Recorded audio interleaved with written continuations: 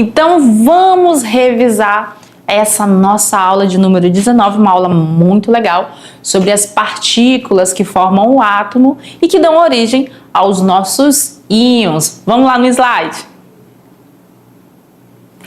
Nós estamos falando de átomos e suas partículas. Por isso que é importante a gente já aproveitar para falar sobre os íons, porque nós conhecemos o átomo neutro. O que é o átomo neutro? Quando ele está neutro, eu estou dizendo que a quantidade de prótons é igual à quantidade de elétrons que o nosso átomo tem. Como as cargas positivas vão anular as cargas negativas, o átomo vai ser desprovido de carga. Mas aí o que acontece? Em algumas situações, átomos ou grupos de átomos podem estar ganhando ou perdendo elétrons. Quando isso ocorre, eles vão ficar carregados eletricamente. Isso vai fazer com que eles possibilitem a formação do que nós chamamos de compostos. Quando o nosso átomo está carregado negativamente, ele é conhecido como ânion. Então, o que nós temos para os ânions? Nós temos que aqui a quantidade de elétrons é maior que a quantidade de prótons. Quando o nosso átomo ou grupos de átomos perdem elétrons, eles ficam carregados positivamente. Eles se tornam o que nós chamamos de cátions. Então, para os cátions, o que nós vamos ter? Que nos cátions, a quantidade de prótons vai ser maior que a quantidade de elétrons. Por isso que eles ficam carregados positivamente. Com relação à classificação, os nossos íons são classificados principalmente quanto ao número de átomos. Então, quando nós temos ali um íon que é formado por átomos do mesmo elemento químico, eles são chamados de íons simples. Quando os íons ali são formados por átomos de elementos químicos diferentes, nós chamamos eles de íons compostos. É a mesma definição que nós temos para as substâncias simples e para as substâncias compostas. E aí a gente trouxe ainda, só um lembrete, como eu já falei, que esse parâmetro todo que a gente faz dos átomos, dos íons, é em relação ao nosso átomo neutro, desprovido de carga. Então, por que eu trago isso aqui? Porque normalmente quando eu vou representar, vamos pegar de novo o elemento cobre, vamos representar o cobre, eu não vou colocar cobre e o zero aqui. Não na representação convencional dos átomos. Quando a gente representa as semicélulas lá em pilhas, a gente representa dessa forma aqui, com o zero lá em cima, normalmente, normal, ou ainda sem nada. Mas isso aqui é só para que a linguagem da química facilite o seu entendimento. Mas normalmente o átomo neutro é representado somente pelo seu símbolo, sem carga nenhuma. Então você já sabe que aqui a quantidade de prótons é igual a de elétrons. Aí, quando a gente tem os íons, a gente já falou deles, nos simples e no compostos, aí eu vou ter a representação em cima do símbolo do elemento químico. Se for positivo, perdeu elétrons. Se for negativo, ganhou elétrons. Sempre lembre-se, os positivos são os cátions, os negativos são os ânions. O que a gente tem aqui ainda para vocês? Quando a gente está falando de ganhar elétrons, nós estamos falando que um elétron ou mais foi inserido na última camada de valência de um átomo. E quando a gente fala em perder elétrons, eu estou dizendo que um elétron ou mais foi retirado da última camada de valência de um átomo. No mais, galerinha, boa atividade para vocês e depois a gente vem para fazer as explicações. A atividade estava bem tranquila, né, galerinha? Eu, particularmente, acertei todas. Não errei nenhuma. Acabei de olhar o gabarito. tudo certinho. Como eu acertei todas, o que eu vou fazer? Eu sou uma pessoa muito boa, vou explicar para vocês uma a uma para a gente fazer a resolução juntos. Vamos lá no nosso momento do nosso Tirando Dúvidas. A questão de número 1, ela é perfeita, tem tudo a ver com o conteúdo da aula de hoje, com o conteúdo da aula anterior. Vocês lembram da aula 18? Lembram? Átomos e suas partículas, parte 1? Se não lembra, eu não sei como é que conseguiu fazer a questão 1. Mas se lembra, eu tenho certeza que você acertou essa questão.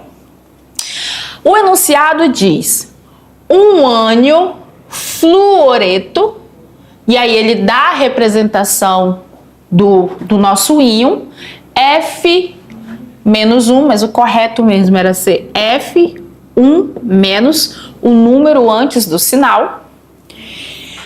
E o neônio, aqui ele está falando de um átomo neutro. Por que eu sei que é um átomo neutro, professora?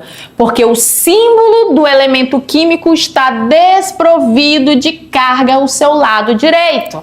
Então, eu estou falando de um átomo neutro. Tranquilo? Então, ele vai lá. O ânion fluoreto, o neônio e o cátion sódio. Aqui, ó, cátion sódio, mais um que também deveria ser Na+, tem em comum o mesmo número, 2 pontos. E aí ele quer saber se eles têm o mesmo número de prótons, e não pode ter, em hipótese alguma eles poderiam ter o mesmo número de prótons. E por que, professora? Porque a senhora não quer? Não, porque se ambos, os 3, tivessem o mesmo número de prótons, significaria dizer que eles eram átomos do mesmo elemento químico. E a gente vê pelo símbolo que são 3 elementos químicos diferentes. Então, eles não podem ter o mesmo número de prótons, tampouco o mesmo número atômico. Porque o número atômico nada mais é do que a quantidade de prótons que um átomo tem no seu núcleo. Mas eles poderiam ter o mesmo número de nêutron, ou número de massa, ou número de elétrons. Como que você resolve para saber qual dessas questões aqui, das 3, C, D e E, é a correta? Se você tem a tabela periódica, com certeza você foi lá e olhou, porque lá na tabela periódica tem a massa atômica dos elementos. E aí você observou que as massas, elas são diferentes. Então a letra D a gente conseguiu eliminar pelo uso da tabela. Mas a letra C e a letra E fica difícil, você vai pegar. Para saber se eles têm o mesmo número de nêutrons, você vai lá, vai pegar o número de massa e subtrair dela o valor do número atômico para encontrar o número de nêutrons. Aí você vai fazer para os 3 e vai observar que não são iguais também. Então a letra C também não é a nossa resposta correta. Mas a letra E, por que a letra E pode ser a nossa resposta correta? Porque quando tu foi lá na tabela periódica, tu observou que o número atômico do flúor é 9, do neônio é 10 e do sódio é 11. Então vamos lá, o número atômico do flúor é 9, aí nós temos o neônio com 10 e o sódio com 11. O flúor, ele ganhou um elétron. O neônio é um átomo neutro, mas o sódio, ele perdeu um elétron. Então vamos lá. Como é que eu sei a quantidade de elétrons que o flúor tem? Eu vou pegar, como ele ganhou, vou pegar o número atômico dele e somar o valor da carga, que é 1. Então, o número atômico dele é 9 e somo o valor da sua carga, que vai dar 10 elétrons. O neônio é um átomo neutro, então no átomo neutro a quantidade de prótons é igual à quantidade de elétrons. Então, se ele tem 10 prótons, ele também tem 10 elétrons. E o sódio? O número atômico dele é 11. Então, ele tem aqui 11 prótons. Quantos elétrons ele vai ter? Como ele perdeu, basta eu pegar o seu número atômico, que é 11, e subtrair dele o valor que ele perdeu de elétrons, que é 1. Então, elétrons ele vai ter 10.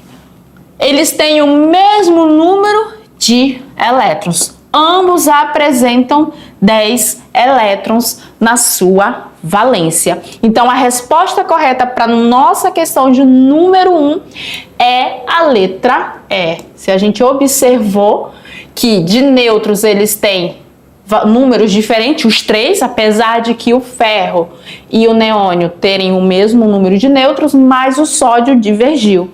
Então, restou para a gente que eles apresentam o mesmo número de elétrons. E a gente começou observando pela resolução das cargas. E realmente, eles apresentam cada um 10 elétrons. Já na questão de número 2, uma questão bem tranquila. Ela trouxe o símbolo do íon cálcio. Que estranho. Aqui, gente, ó, íon cálcio. O símbolo tá íon zinco. Então, vamos considerar a nomenclatura. Então, a representação que deve constar aí para vocês, pode anotar aí no seu caderno, ó. Íon cálcio é o Ca2+, não é o Zn, aqui é o zinco. Então, vamos lá. O símbolo para um íon cálcio, tá aqui representado, indica que, 2 pontos, é um cátion. Observe que aqui cálcio é o nome do elemento químico. Cátion é a classificação do íon. Então, não vamos confundir. E aí, está representando um cátion? Sim, representa um cátion. Por que que a gente sabe que é um cátion?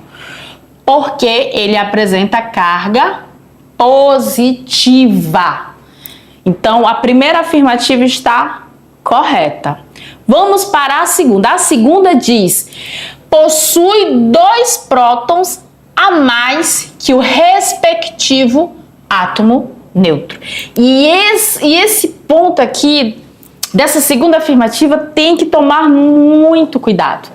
Porque a gente passou a aula toda comentando que quando a gente tem carga positiva, tem mais prótons que elétrons. Nessa segunda afirmativa, ele não traz essa informação. Ele diz que tem mais prótons, né, 2 prótons a mais do que o átomo neutro que deu origem a ele. Então, ele está dizendo que quando ele se tornou um cátion, ele se tornou um cátion porque ele ganhou 2 prótons. E não é a verdade. A verdade é que ele é um cátion porque ele tem 2 prótons a mais que elétrons do seu átomo neutro. Entendem aí? É muito diferente a afirmação, apesar de que, lendo rapidamente, você tem a noção de que ela está correta, mas ela não está. Porque nas reações químicas não se ganha nem se perde prótons. Então, ele não tem 2 prótons a mais que o átomo neutro dele. Ele vai ter a mesma quantidade de prótons. O que mudou é que ele vai ter elétrons a menos. Tranquilo? Então, a segunda afirmativa, ó, fora de questão. Erradíssima, nem chega perto de estar correta. Agora, vamos ler a terceira afirmativa. O que ela traz pra gente? E aí, a gente já vai ver qual é a alternativa correta. Vamos lá? Na terceira fala, ele ganhou 2 elétrons em relação ao átomo neutro. Elétrons ser ganho em relação ao átomo neutro, é correto afirmar se a carga dele for 2 menos. Aí realmente ele teria ganho 2 elétrons a mais em relação ao seu átomo neutro. É possível, mas a afirmativa 2 ela é impossível. Ele não ganharia, ele não teria 2 prótons a mais que o seu átomo neutro. Mas vamos observar aqui. Ele diz na 3 que esse íon aqui, o cátion, 2+ de cálcio, ganhou 2 elétrons em relação ao átomo neutro. Se ele tivesse ganho 2 elétrons em relação ao átomo neutro, ele estaria carregado de 2 menos, que não é o caso, até porque o cálcio, ele é um metal alcalino terroso, e os metais alcalinos terrosos, eles têm tendência de perder 2 elétrons e não ganhar. Então, a terceira afirmativa também está errada. Ela não tem como estar correta pra gente. Então, fica somente a afirmativa 1 como a correta. E aí ele fala, assinale a alternativa que indica afirmações corretas. E a única que indica é a letra A. Né? Nessa daí, não tem como a nossa alternativa, as outras serem corretas. Aqui, novamente, o símbolo do zinco. Não sei porquê, gente. 1000 perdões. Mas aqui é o cálcio 2+. Então, a primeira está correta e as 2 outras afirmativas estão erradas. E a nossa terceira questão é uma questão bem bacana, decolando para o futuro. Tem tudo a ver com as nossas aulas, já que nós estamos falando das partículas que compõem o átomo, e ela diz o seguinte: os íons, aí ele traz um íon aqui, ó, ferro 2+, que faz parte da molécula de hemoglobina e integra o sistema de transporte de oxigênio no interior do corpo, possui 24 elétrons. 24 elétrons, o íon já, tá, gente? Já tendo perdido os seus elétrons originais. E número de massa igual a 56. Pergunta: o número atômico e o número de nêutrons desse íon correspondem respectivamente a... Ele quer que você diga qual é a quantidade de prótons do meu íon ferro e o número de nêutrons que tem no núcleo desse cara. Eu posso determinar a quantidade de nêutrons? Posso, você pode. O que eu preciso? Lembrar que o número de nêutrons nada mais é que o número atômico mais o número de massa. Eu não tenho o número de nêutrons, eu tenho o número de massa e eu também não tenho o número atômico. O que eu tenho que ir atrás primeiro? Do número atômico. Eu lembro, e a gente falou, que o número atômico é igual à quantidade de prótons. Mas eu não tenho em nenhuma parte do enunciado a quantidade de prótons. Eu tenho a quantidade de elétrons que esse íon aqui possui. Mas nós sabemos que em um átomo neutro, a quantidade de prótons é igual a de elétrons. Se eu quiser saber qual é o número atômico desse elemento, a partir da quantidade de elétrons do meu íon, o que eu tenho que lembrar?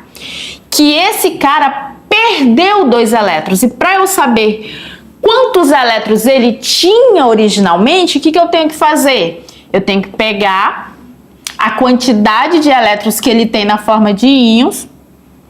Deixa eu apagar aqui, que aqui é P, para saber o número atômico, a quantidade de prótons. Eu tenho que pegar a quantidade de elétrons que ele tem, mais o valor da sua carga. Então, a quantidade de elétrons que ele tinha era 26. O que eu posso dizer? Que a quantidade de prótons que ele tem é 26. Significa dizer que o número atômico dele também é 26. Beleza, já tenho o número atômico. Como é que eu faço para encontrar o número de nêutrons? Já tenho o número atômico que é 26, eu vou apagar. Aí eu vou vir nêutrons, e eu estava ensinando até errado, perdão. É igual a massa menos o número atômico. Eu escutei vocês falar, é verdade. A professora estava equivocada. O que eu vou fazer agora? Agora eu vou atrás do número de nêutrons. Eu tenho o valor da massa, que é 56, ele me deu. Encontrei o número atômico, que é 26, e vou subtrair, que vai dar 30. Então, a alternativa correta para nossa questão é a letra A. Quando a gente observar que esse íon significa que ele perdeu 2 elétrons e ele está com 24, significa dizer que ele tinha 26, ou seja, 26 prótons também, que é o número atômico dele. Daí só jogou na fórmula, número de massa menos o número atômico e a gente encontrou 30 nêutrons, letra A, resposta correta para nossa questão. E aí a gente vai encerrando mais uma aula. Não deixem para o último momento, já comecem a revisar e tirar suas dúvidas, para não chegar lá na avaliação e ter um péssimo desempenho, né, galerinha? A gente se vê agora na nossa próxima aula.